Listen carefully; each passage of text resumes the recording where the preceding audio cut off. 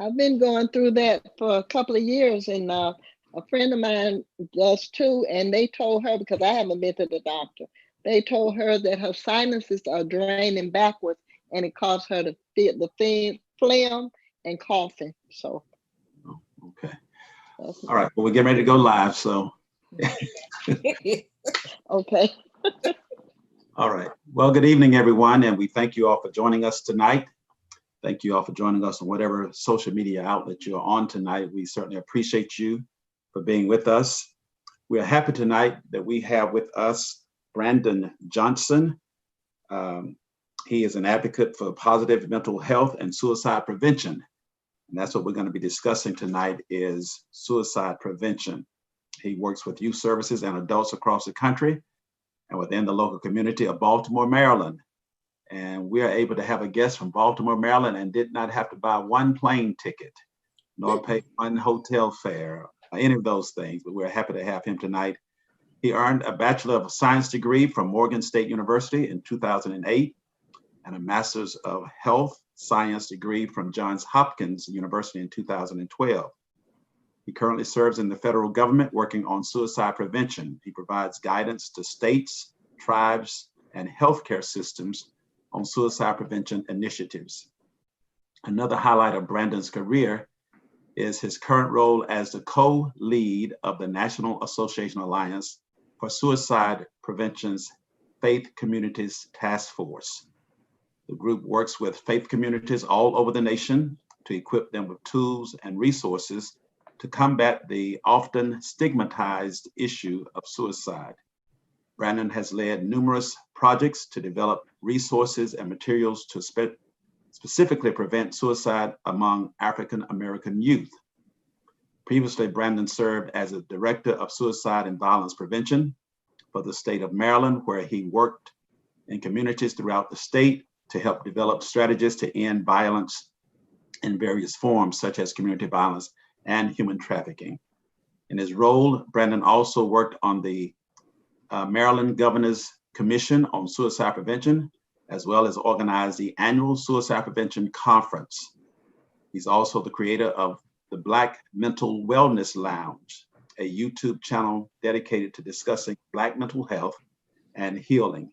Outside of his career, Brandon works with youth as part of the Royalty Youth Ministry of Morning Star Baptist Church in Woodland, Maryland, where my friend is the pastor. And we certainly appreciate his pastor. In fact, Bishop Debnan is the one who recommended him to us. And so we're happy to have him to come to us tonight. And we certainly look forward to all that he shall give us, what we shall learn, what we shall be able to take away. If you all, as we go through this time tonight, if you have questions that you'd like to post on Facebook, then feel free to do so. If you want to chat here on Zoom, then you can do that as well. We are on several different outlets tonight, and we're going to utilize this time wisely. We want to pray, and then we're going to be in the hands of our speaker tonight, Brandon Johnson. God, we thank you for tonight. We thank you for this gathering of your people. And we ask now that as we address this often stigmatized issue of suicide, we ask for your guidance. We ask for your direction. We ask for clarity. We pray for our lecturer tonight, our instructor, that you just bless him, cause him to be clear in his presentation. We pray, oh God, that we will be receptive of all that shall be taught to us tonight. This is our prayer. In Jesus' name we pray and give you thanks. Amen. Amen. Brandon, we're in your hands, sir. Thank you so much, Bishop Hutchins, for that great introduction. I really, really appreciate this. I'm so excited to be with you all tonight and to be sharing with you all tonight. This is a topic that I have really dedicated my career to, at least for the past 7 years. And so it's one that is becoming more of an issue, especially in our community. And I'm going to break down what those, what that looks like and how we're being impacted by this. And for sure, I want to answer your questions. I want to know what thoughts you have about this, if there are any comments you want to make. certainly drop those in the chat, drop those on Facebook or wherever you might be tonight, or whatever platform you may be joining from. I do want to say greetings from Baltimore, Maryland. I wish I could have come to Georgia, but the circumstances are not that tonight. But when things clear up, I would love if you all came to Baltimore. We can show you where to get some crab cakes as well. So I'm excited to be here, and let's begin, and let's jump into this topic. All right, sir. Okay. Perfect. Hopefully everyone is able to see the slides here. I do want to make a quick disclaimer that in my bio, it mentioned the work that I do for the federal government. I do want to be clear that I am not representing any federal agency on tonight, only myself in the work that I do in general. So tonight we're going to be talking about a heavy topic, one that can be challenging for people to hear. And so I do want to say and express, if at some point these the data, the information that I plan on sharing tonight is heavy or burdensome to you, and you need to drop off for a minute, and kind of gather yourself, or maybe watch it at a different time, that's totally understandable as well. This is a heavy topic, especially as we talk about loss of life. And so really, suicide currently is a top 10 public health problem in this country.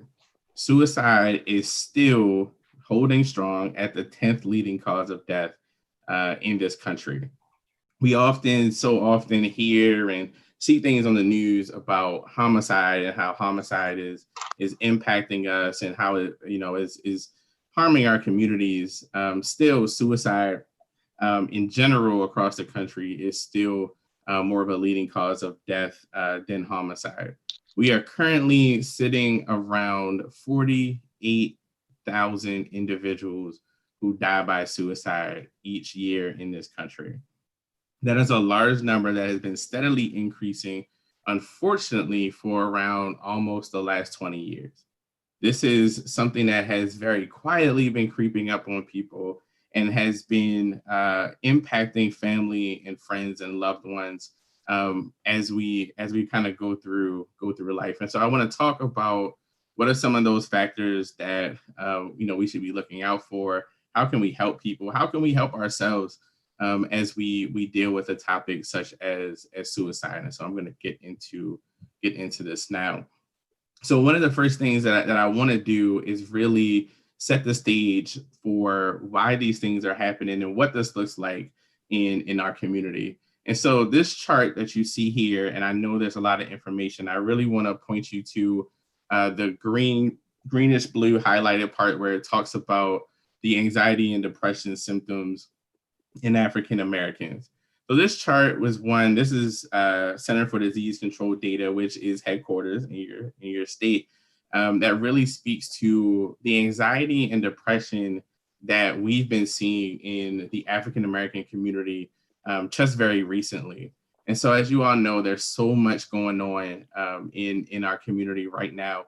We are dealing with COVID-19, and we're working with this new normal. The reason I'm not with you today is because of this new normal, but it's also the reason I'm able to share with you today. And so as we look at this, we also pay attention and notice what's happening with the racial unrest, the civil unrest that we've seen in this country, and the things that we have witnessed, especially during this COVID season. It's nothing new, nothing that we haven't seen before, unfortunately, but something that still impacts us. And so I want to bring this to you all's attention and look at right now where anxiety and depression symptoms in African Americans has gone just very recently. This chart looks at basically a year and a half, starting at January to June in 2019 and looking at May 28th to June 2nd. And this data was published in the Washington Post. But looking at this, we see that anxiety and depression symptoms have more than tripled in the African American community. There's so many things that we're experiencing, and so many things that we have disproportionately been exposed to. We have 2.7 times the COVID cases and deaths in the African American community. We're experiencing so much grief and loss. And grief and loss looks different, in what you're talking about, right? So there's human grief and loss, individuals losing loved ones to whatever, and losing loved ones particularly to COVID. And alongside that, we also have loss of a way of life. People have not been able to have their social interactions or be around friends and families. And so we're watching shifts there. There's also grief and loss around businesses. Our small businesses have been impacted more than any other racial demographic as it pertains to the impact of COVID on our establishment, our small businesses. And so as we look at all of these things are risk factors for suicidal ideation. And so I'm going to break this down, but I wanted to give you this as the most up-to-date information that we have currently in the field around African-American mental health. And so as we talk about this, I want to highlight a couple of things, particularly around youth suicide prevention as well, which is one of the places that I've been able to delve into a little more in my position and some of the things that I work on.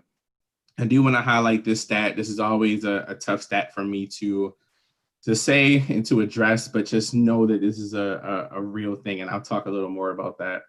Suicide rates for Black children are twice that of white children. And when we say children, we're talking between the ages of 5 and 12.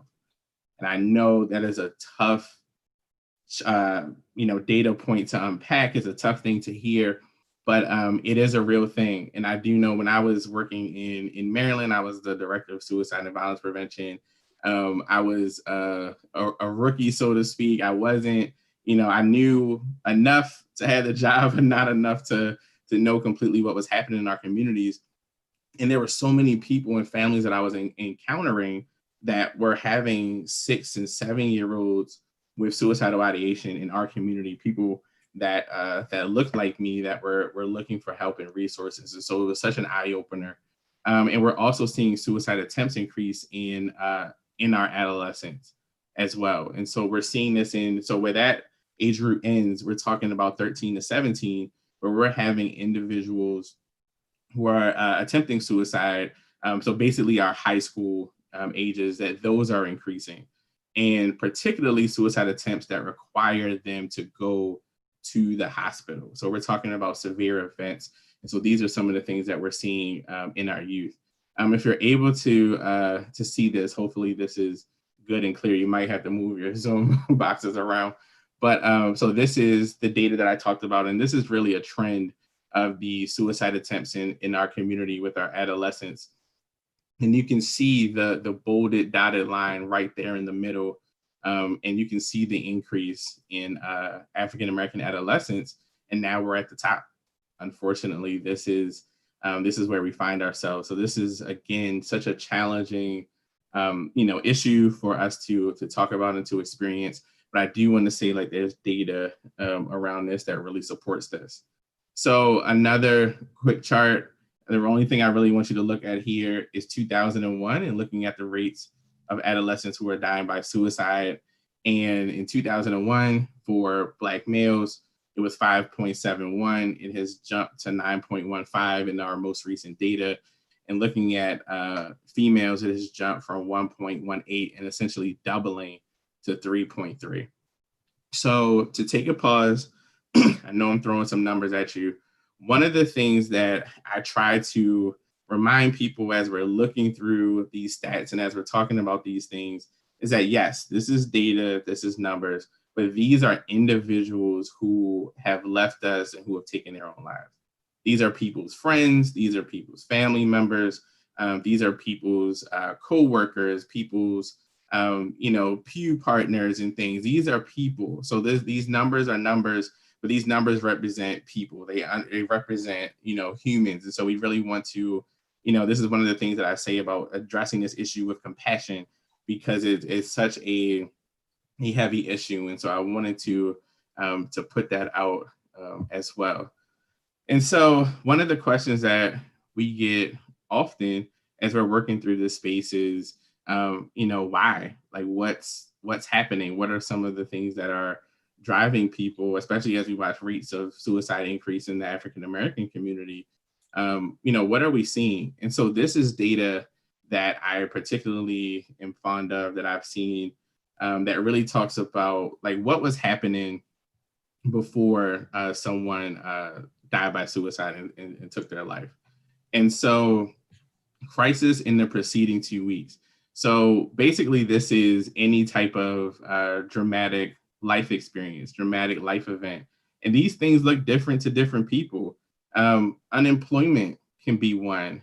A divorce can be another one. Another big one is losing your home is a major one. And we talk about that a lot. The CDC talks about that, and it's something that they released called the technical package for suicide prevention, which talks about how do we influence suicide. One of the things that they pointed out first is that we need affordable housing for folk. Like we need people to have a place to lay their head. So this is another major one. Having a family relationship problem. Again, this is tough one. This is especially in our youth, about the family relationship issue. Having a critical argument or conflict. And then we have some of the more mental health signs and concerns. So a previous suicide attempt. And so if an individual attempts suicide once, they're 50% more likely to do that again. They're 50% more likely to attempt to take their own life again. Current depressed mood. So someone being feeling depressed or things are more likely to attempt to make a suicide attempt. And another one is past or current treatment for mental illness is another risk factor. So these are some of the things that we particularly see in our community around suicide. And so I do want to talk about a couple other ones. Racism and prejudice and discrimination has definitely been found to increase the risk of suicidal ideation. When I say suicidal ideation, I mean suicide thought within the African American community. If you've been living long enough, you understand that racism and discrimination is an issue in our community, and there's no real way to kind of avoid it and not to have it happen to you. And so one of the interesting things about this is that we see that racism actually impacts sleep. So it actually impacts a person, African-American person who has experienced a lot of racism is more likely to have trouble sleeping. And they're more likely to have issues during the day with daytime fatigue. So racism and prejudice impacts sleep. It impacts suicidal ideation, and also, makes people more withdrawn. So they're not reaching out for help. They're not talking. They're more reserved. And so this is something that happens as well. And so racism and prejudice is definitely one. Loss of identity and cultural adaptation. Like we've lost so much of our history, just, thinking about how we got here and the need to adapt to our circumstances. And so having that and losing that, especially with our youth, not having a sense of self is such an impact.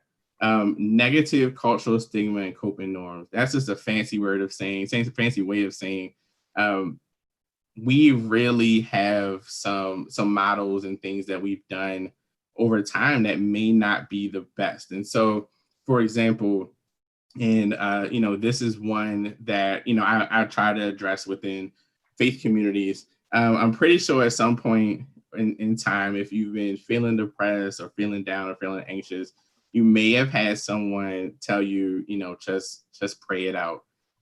Or if you talk about, if you've talked about going to therapy, especially in the past, it's gotten a little better now. Someone may have said like, you don't need therapy, like you just need to get in touch with God more, where connection to God and spirituality is a protective factor for suicide. And I will talk about that in more detail later. Having a mix of a mental health professional on top of having your spiritual walk is definitely something that could be beneficial. And so this has definitely impacted people. People have not gotten mental health care because They've been told their mental illness is a crisis of faith. They're not appreciative enough of what God has done with them. And so we're learning now that it's okay to do both.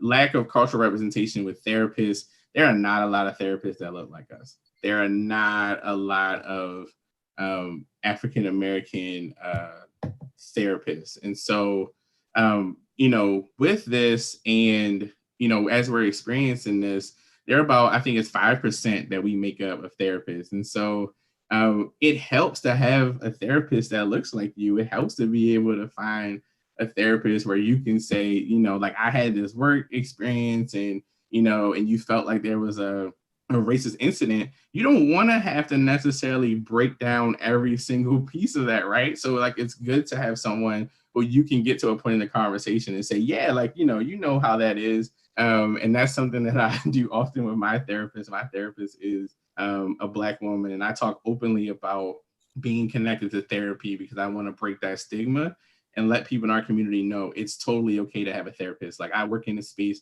I work in mental health, but I need a therapist as well.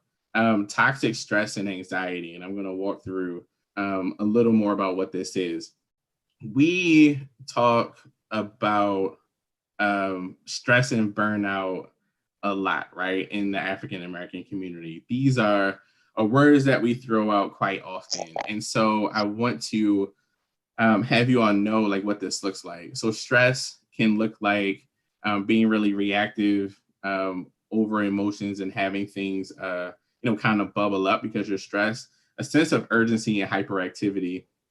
How many of us have, really been stressed and then you're doing everything? So like you're in one thing, then you're in another, and then you're trying to get this done and you want to get that done, because you're overloaded and doing more things helps you to block out what you're stressed about.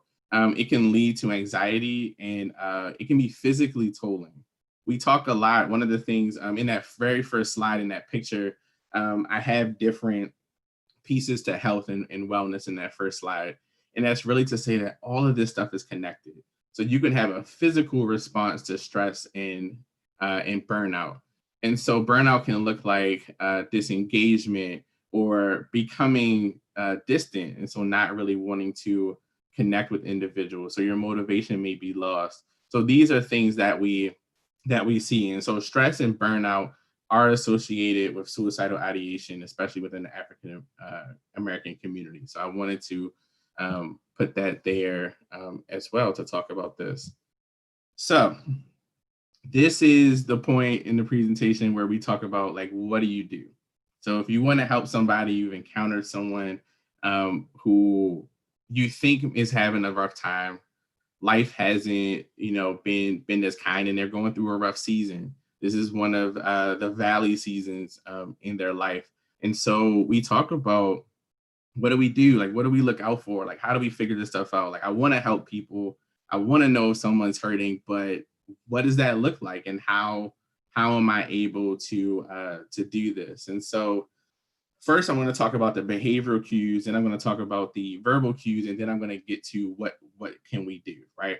So behavioral cues, so becoming withdrawn and isolated, increased irritability and frustration. And this is over an expanded period of time, because sometimes you just don't have it in a day. There's some days where you're like, I don't have it, I'm irritable, but this is over a period of time. Giving away sentimental possessions is a big one. So what we find and what sometimes happens is that individuals will want to make sure that things and items that they care about are in the right hands. I'm sure everyone has a story about somebody passing away in the family and there being a family tussle between who gets the photo album, who gets Mom's Bible, all those things. And so sometimes a person who's experiencing suicidal thoughts may say, I want to make sure that the things that I care about are with the people that I care about. And so when you start seeing an individual like giving away certain things and you're not kind of sure why, that's definitely something to look at. More comments around death and dying, including funeral details when a person isn't, visibly ill or in a position that you would think that something imminent is going to happen. Having those comments is definitely can be a red flag. dramatic changes in appearance, which I know is tough for us to get around right now due to this virtual space. But understanding if a person's appearance and hygiene have changed, and there may be something deeper going on. And loss of excitement with activities. If someone, they always go see the new movie the weekend it opens, they stand in lines, it's their thing. And then when movies open, if they're no longer want to do that, or they always watch the football games, they always watch the Falcons. I don't know if you all, root for the Falcons. I know last Sunday was pretty tough. But if you're watching the Falcons and then they're like, I'm not interested in that anymore, I don't follow them, I don't know what's happening, and it may just be like, that's a sign of like, hey, that's weird. Like, they have all the jerseys, they do all the parties. That's an interesting shift, right? So this isn't a 1-for-1. It isn't like if you see them becoming withdrawn and isolated, they're having suicidal thoughts. If they become more irritable and more frustrated, that they're having suicidal thoughts. It isn't a 1-for-1 in that way. And so for us, it's very important for us to trust the judgment of the people closest to us. We're the experts of our family, our friends, and sometimes we may get it wrong, but it's better to err on the side of caution. So trust your judgment in this situation. Looking at verbal clues, people saying things like, I don't want to be here, I'll only make things worse for everyone. I'm sure you all would be happy if I wasn't around. Burdensome is a big piece of this, especially for older individuals. If they feel like they're a burden, if they feel like they are making things more difficult for the people that they love and care about, that can be a major sign that they may be having some suicidal thoughts. So it may be good to check in. And also to people saying, this is so bad, I could just kill myself. I do want to say, take the comments seriously. I have been working in this space for 7 years. I have been trained, doing a whole bunch of stuff in this. Like, this is, again, I've dedicated my career for this. I cannot distinguish if an individual comes to me right now, if somebody were to walk through my office door and say, I'm thinking about killing myself. In that moment, I can't 100% say if they're doing it because they need to cry for help and they need me to help them and they want, a human interaction, or if they have a plan to kill themselves later. I don't know. I can't distinguish that. And so I have to make sure that every time someone says that, I have to take those comments seriously, even if it's playful. I'm definitely reach out and say something to them. And so, so what do you do in that situation? These things come up. What do you do? What's the thing to do? If you think someone is considering suicide, ask them. If you don't get anything else from this presentation, if you are watching this presentation now and are taking notes, if there's room enough on that paper for one thing to write down, this is one of the things I want you to put down. Asking an individual if they're thinking about harming themselves does not put the idea in their head. It does not. What it's more likely to do is help a person feel cared for, they feel supported, they feel seen, they feel understood. That's what happens with them. And so this is a critical piece of this. And so if they say yes, ask them if they have a plan. Like, do they, know what their next steps would be? Call the National Suicide Prevention Lifeline. The number is 1-800-273-TALK or 1-800-273-8255.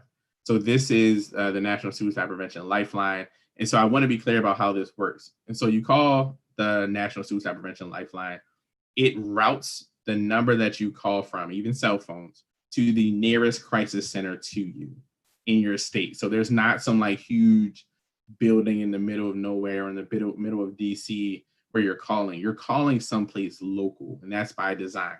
So if something happens and they may be able to dispatch a mobile crisis unit, which may have a therapist, a counselor, and other people trained in helping an individual like this. And it can definitely be a great support. Also, some other things you can do with the National Suicide Prevention Lifeline. If you have a friend and you want to talk to them about suicide and you want to ask them if they're having suicidal thoughts and you don't know what to say, you don't know how to carve it out, you can call the National Suicide Prevention Lifeline and you can role play it. You can say, I need something to say. I don't know how to bring this up. walk me through this. Like, what should I be saying? What should I avoid? How should I handle this situation? And so they are equipped and trained to do that. Definitely reach out to them. I would encourage you all to do that. Also, I do want to say, calling the police as a last resort. This is a this is a tough thing, and so sometimes in emergencies or in this situation, there can be a lethal weapon involved, and it could be a tough scenario where law enforcement needs to be called. That is totally fine and appropriate. Obviously, we do know disproportionately that African Americans are have adverse experiences with law enforcement than other races and ethnicities. I also want to say that individuals with mental health crises are also disproportionately likely to have an adverse outcome with law enforcement. So just something to keep in mind. Excuse me. So some things that you can do if you have to call law enforcement. One, be very clear about what the situation is. If someone's having a mental health crisis, be sure to say that. Be very clear on what's happening. Two, request that a crisis trained officer is the one that responds. So definitely be sure to mention that piece as well. Third, give them a description of yourself and your name. So when the police arrive, they know who to go to. So they don't just rush into the situation. They have a point of contact, they know who to reach, and they know how to handle the situation. Another thing is, while they're in crises, listen without judgment. It is a very tough place to be for a person who's thinking of harming themselves. So being very cautious about what we say and how we say it is very critical. So we want to listen without judgment and not to condemn someone's thoughts or tell them that they shouldn't think this way. Like, we have to really just, be able to listen and say, that must be tough for you. Or, I know that this must be challenging, and, I'm here to help, and we're going to try to get you some help. Is there anything I can do right now that would be supportive? So those kind of statements are great.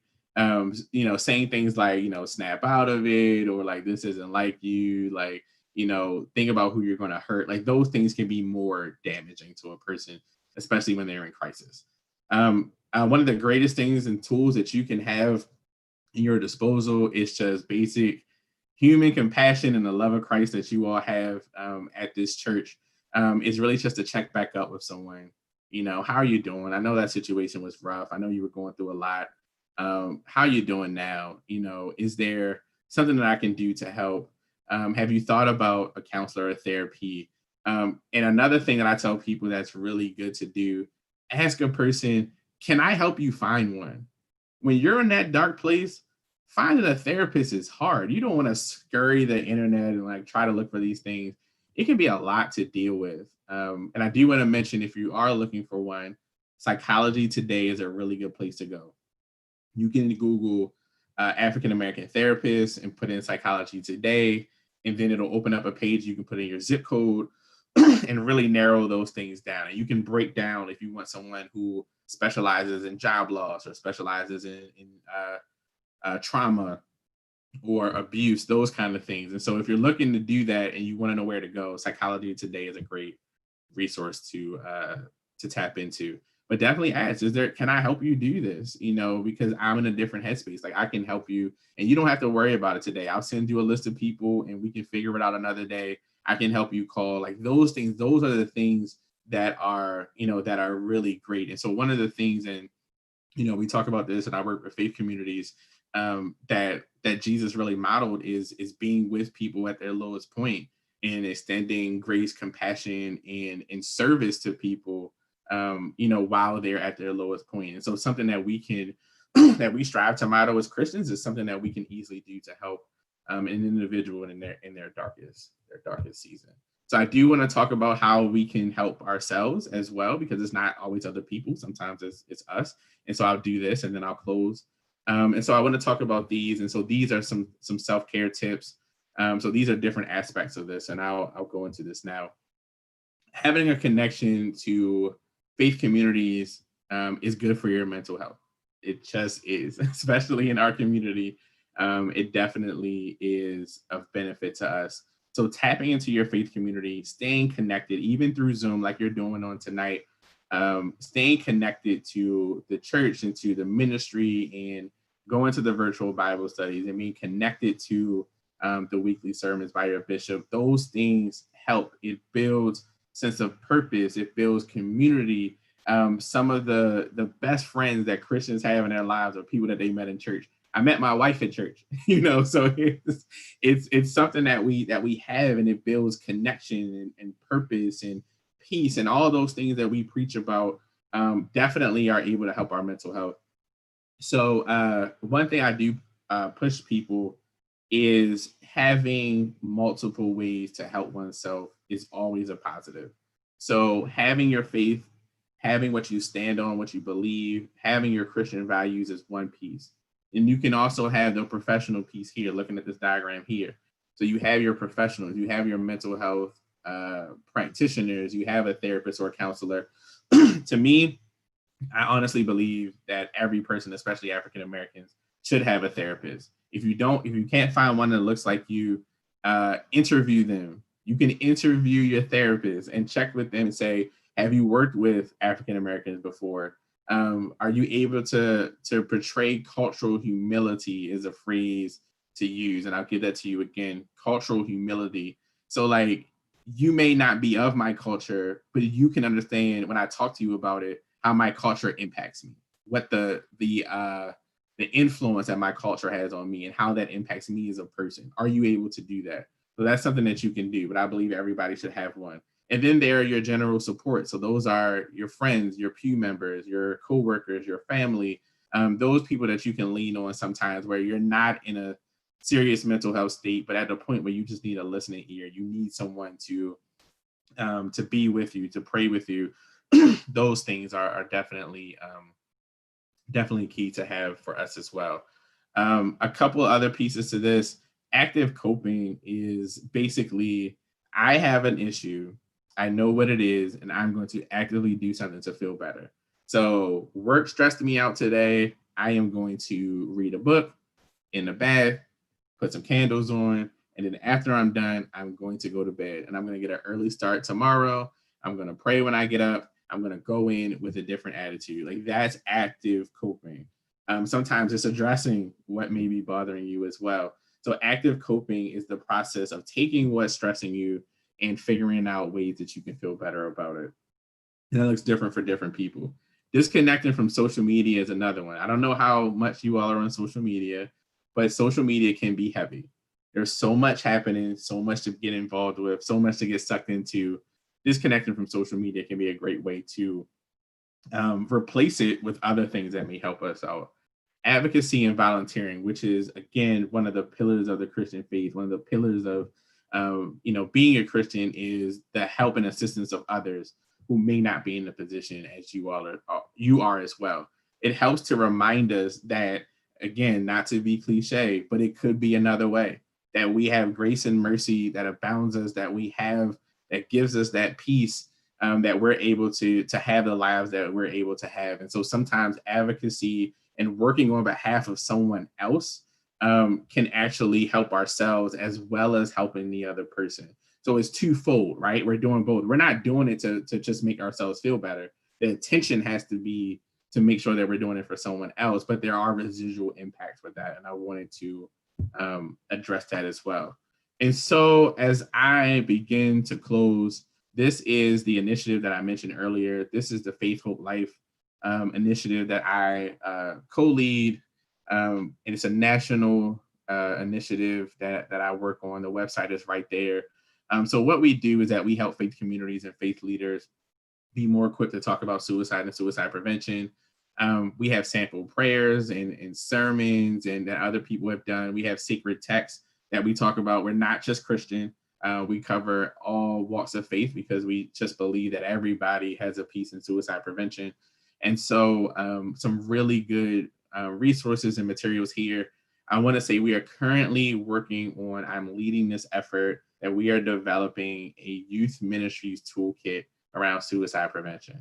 I am so happy about this document, even though it is making me very busy to get this thing done.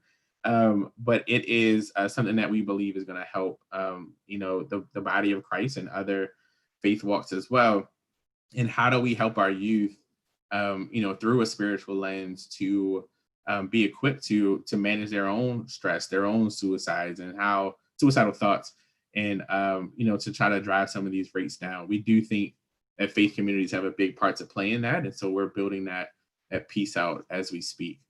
So that's it for me. I just want to reiterate, general human compassion, giving people the love of Christ, and doing it even when we don't feel like it is so critical, because we never quite know what someone else is going through. We never know what people experience when they leave the church, when they leave their job, when they leave the school. We really don't know. And so walking and living in kindness is definitely a step that we all can do, along with some of the more specific and technical things that I brought up tonight. I appreciate each of you all for being on. This is my email if you want to reach out to me or have any additional questions. But again, I want to thank Bishop Hutchins for having me on tonight. Thank you so much, Brandon. And I know that there is at least one question in your box, if you would address for us. And if any of you have any other questions, then feel free to post those in the chat or on Facebook. But this has been very helpful information. Thank you. And so I want to address this question.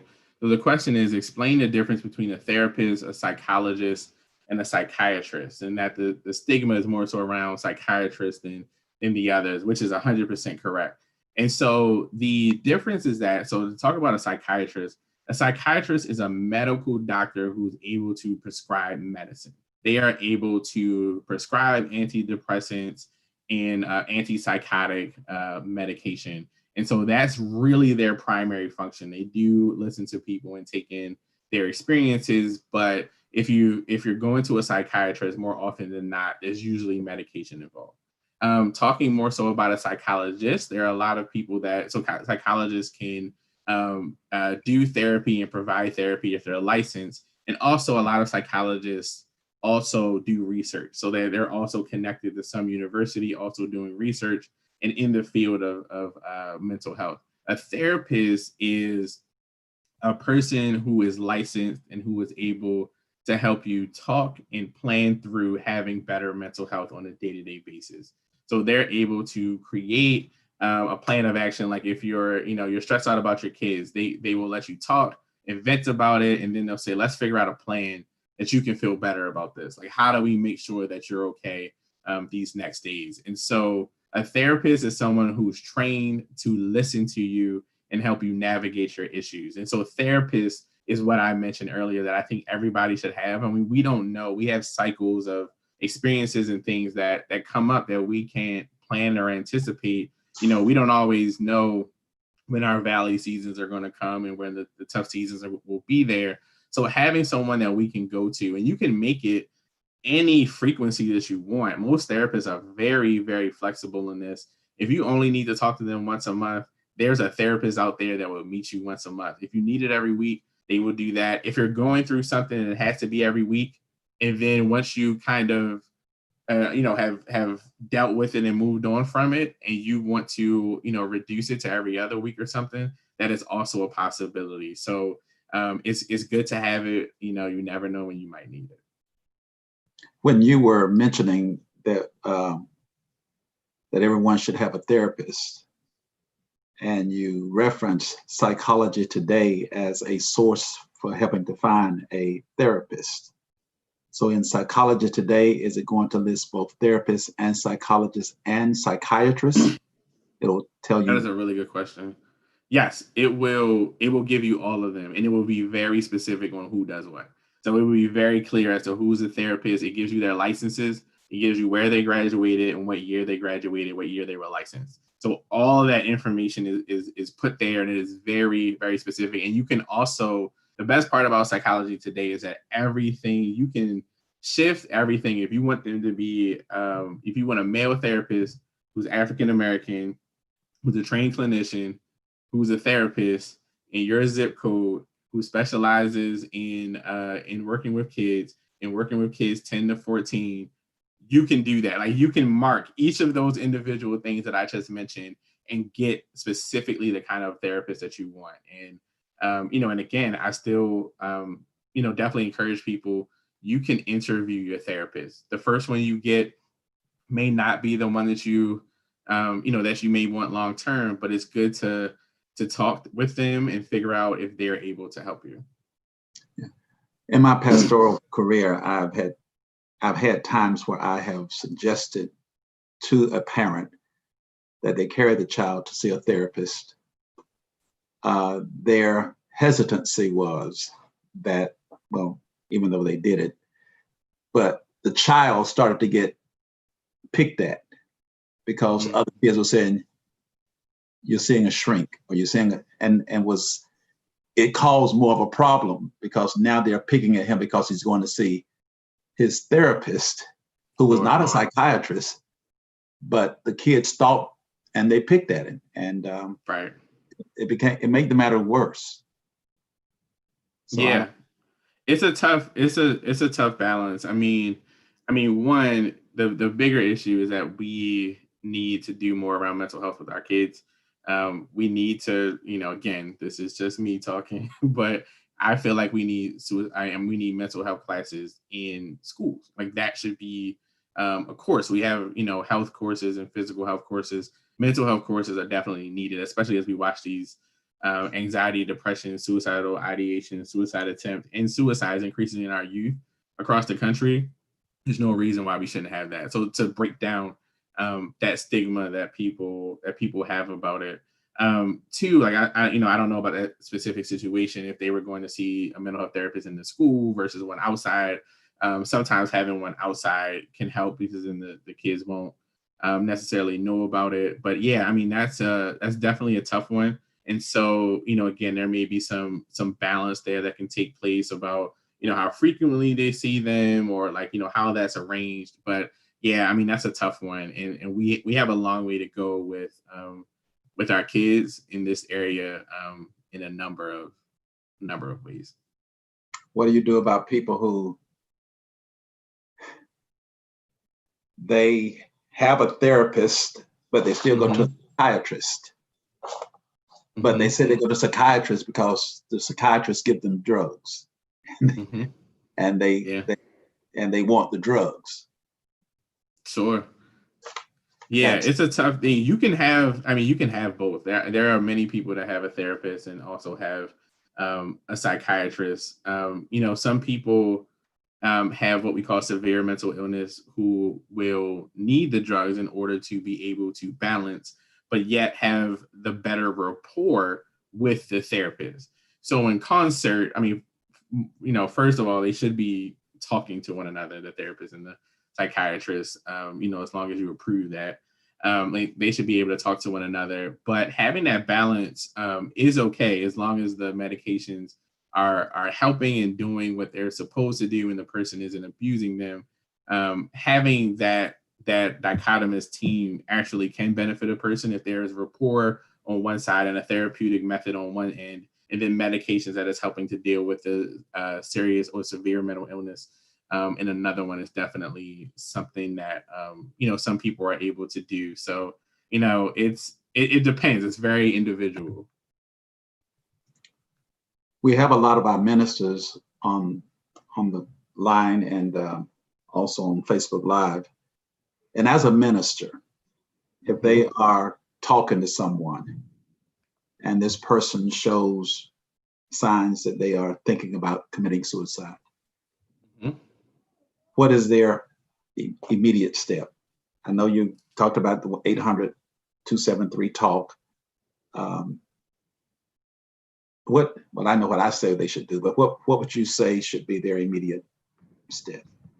I would definitely say still, be able to assist with them by calling that 1-800 number, if they're at that point, but definitely see and ask them, what are they thinking about? Like, do they have a plan if they're thinking about harming themselves, and really going into that. It is absolutely unequivocally, okay and great if they intercede through prayer in that moment and, definitely intercede on their behalf. Definitely a great thing to do. It just needs to be, a follow-up after that. So, pray with them, connect with them, tell them, that you're with them. If they're in immediate danger, if they say, this is something that I'm actively thinking about, like, I may go home, like, I don't know any day I could do this, that requires more intervention. So you may want to call the National Suicide Prevention Lifeline. If you have somebody at your church designated, that helps with mental illness, that may help. But, definitely one thing we don't want to do in that scenario, if they're thinking about having a plan, is leaving them alone. So, like, stay with them. If you got to cancel a meeting, cancel it, stay with them, be with them. Again, show them that care. Another key thing to do as well, don't promise them something that you can't do. And oftentimes when someone is struggling, we have, out of the goodness of our heart, we want to say, I'll help you find a therapist. I'll go to your first appointment. Like, I'll drive you there. I'll do this. And we kind of overcommit because we want the person to feel cared for. So I would say, only commit to what you can do, because we don't want to leave people disappointed in that season, that experience as well. So definitely pray with them, be with them, figure out where they are. If you have to get them connected to someone else, stay with them until they're connected. Make the phone call for them if you need to. Definitely do those things that, that would actively support them in that moment. But, we also know from data that people who are part of a faith community are 50% more likely to go to a faith leader before they go to a therapist. So there's a high likelihood that they may come to, and I may be preaching to the choir, Bishop, so to speak, you may notice that people will go to you, people may go to other associate ministers first before they walk down the road of mental health treatment and therapy. And so it's so critical just to, help them, guide them through those steps as much as you can. And if you can't do it, hand it off to someone else who's able to do it, for an associate minister, because, again, being a part of a faith community, being a leader or ministry leader is a heavy job. It's a busy one. So making sure people are connected. If you can't do it, definitely hand them off to someone who is able and have the time, the energy, and the compassion to do that. Yeah. Well, I will say to you that whenever I've counseled people and there's any sign of suicidal thoughts, it's 1-800. Yeah. Yeah. I'm not just going to sit and pray. I'm going to pray, but I'm not going to just stop there. I'm going to involve professionals because I'd much rather know that I took that extra step and did the 1-800 than to say, well, I did this and that's all I did. Maybe I should have done more. I don't ever want to be able to say I should have done more. Whatever that more is, I want to make sure that I did it. Absolutely. There. Go ahead. I'm sorry. No, go ahead. I'm finished. There is another question here from Miss Nasima, and I hope I got your name correct. In the chat that says, is suicide hereditary? If you have a family member that commits suicide, are they more susceptible? So that's a great question. And so not we, because I am not in neuroscience, but there are some people looking at that right now to figure out if there are some biological markers that put somebody at greater risk. What we do know is that if an individual in a close member of your family does die by suicide, typically individuals around them are more at risk.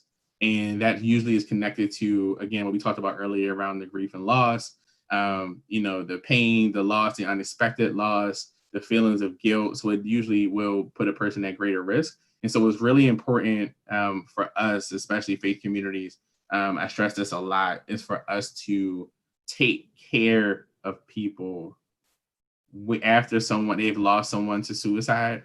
Wrapping your arms around them is so important. Taking care of the family, doing the stuff that we know how to do, dropping off food, checking in, those things are really, really critical. And so making sure that we're able to do that. If you lose a loved one, definitely get connected to some type of support system.